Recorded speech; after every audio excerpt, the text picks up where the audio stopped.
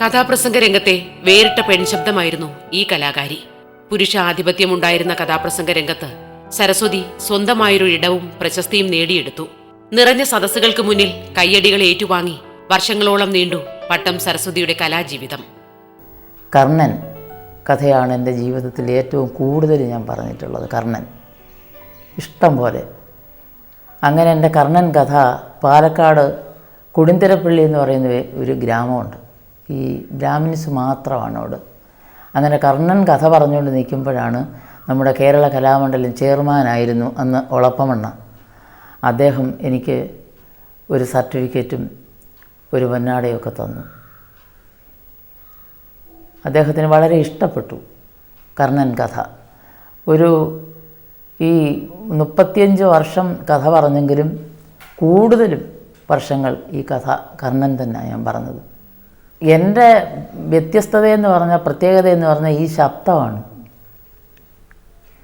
ഞാനൊരു സ്ത്രീയാണെങ്കിലും ദൂരെ നിന്ന് കഥ കേൾക്കുമ്പം ഞാനൊരു പുരുഷനായി മാറുന്നു.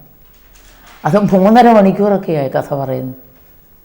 ഇപ്പോൾ 1.5 മണിക്കൂർ 2 മണിക്കൂർ പരാപരമാണ്. അന്നൊക്കെ 3.5 മണിക്കൂറാണ്. പ്രത്യേകതയെന്ന് പറഞ്ഞാൽ ഇതാ, കച്ചേരിയും കഥയും കൂടെ പട്ടം സരസ്വതിയെ ബുക്ക് ചെയ്താൽ നമുക്ക് കേൾക്കാം എന്നുള്ള ഒരു പ്രത്യേകത. ഒരുപാട് അരങ്ങുകളിൽ ഒരുപാട് ആളുകൾക്ക് മുന്നിൽ കഥ പറഞ്ഞു നിന്ന കലാകാരി കഥാപ്രസംഗ രംഗത്തോട് വിട പറയുന്നത് അനാരോഗ്യം തളർത്തുന്ന കാലത്താണ്. കലാരംഗത്ത് നിന്ന് പൂർണ്ണമായ പിൻവാങ്ങലായിരുന്നില്ല അത്.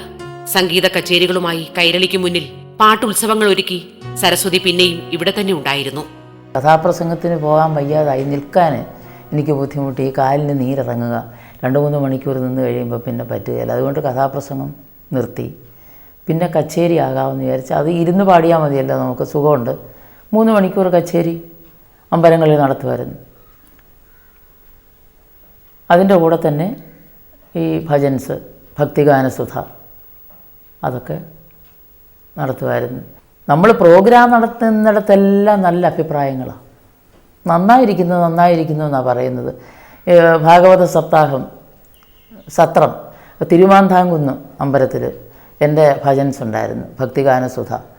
അന്നെല്ലാവരും വന്ന് ഒരു 100 കണക്കിന് ആളുകൾ വന്നാണ് കൈ തരുകയും പ്രോത്സാഹിപ്പിക്കുകയും പ്രോഗ്രാം ഇഷ്ടം പോലെ ഞങ്ങൾ ബുക്ക് ചെയ്ത് തരാം, ഞങ്ങളുടെ അമ്പലത്തിൽ വരണം എന്നൊക്കെ പറയും. പക്ഷേ പിന്നെ ഒരു മനുഷ്യരും അടങ്ങത്തില്ല. അതാണ് എൻ്റെ ജീവിതത്തിലെ ഏറ്റവും വലിയ മനപ്രയാസം ഉണ്ടാക്കുന്ന കാര്യങ്ങൾ. ഇതായപ്പോൾ മനസ്സങ്ങ് മടിച്ചു. കാരണം നമ്മൾ നന്നായിട്ട് പാടിയിരുന്നാലും നന്നായിട്ട് പറഞ്ഞിരുന്നാലും നമുക്കൊരു പ്രയോജനമില്ല എന്നുള്ള ഒരു രീതി വന്നപ്പം അതുമായിട്ട് നമുക്കങ്ങ് മടുപ്പായി.